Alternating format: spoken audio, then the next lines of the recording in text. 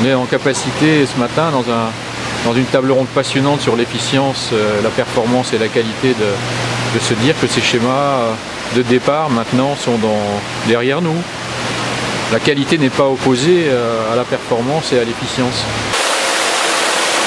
L'ego, c'est dans les métiers de la santé, est omniprésent.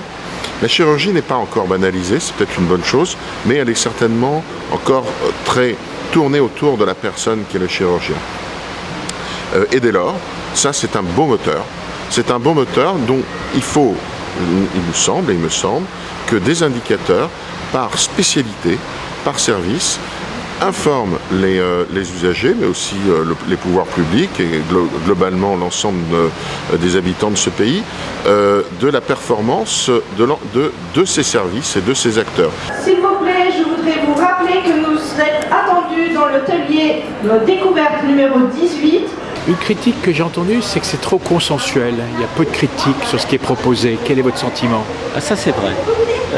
C'est très consensuel parce que, en fait, la certification, qui est quand même la toile de fond des GICS, est une procédure qui est totalement partagée par les professionnels, qui est appropriée par les professionnels.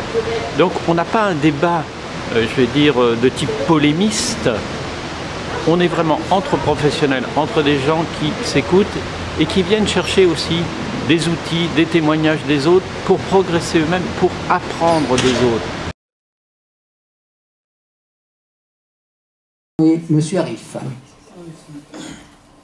Chaque hospitalisation qui arrive à l'hôpital de Sétif, on est obligé d'admettre automatiquement et systématiquement une garde malade.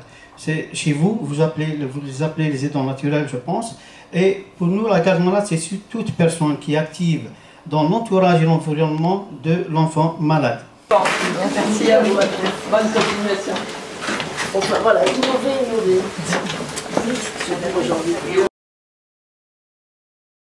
À Lyon, à l'hôpital Édouard Herriot, nous avons voulu simplifier le parcours du patient en regroupant l'ensemble des activités de médecine, des activités ambulatoires, sur un seul et unique pavillon, avec une prise en charge globale de l'entrée et l'admission jusqu'à la sortie. Ça va, monsieur Lebrun? Vous avez des clients?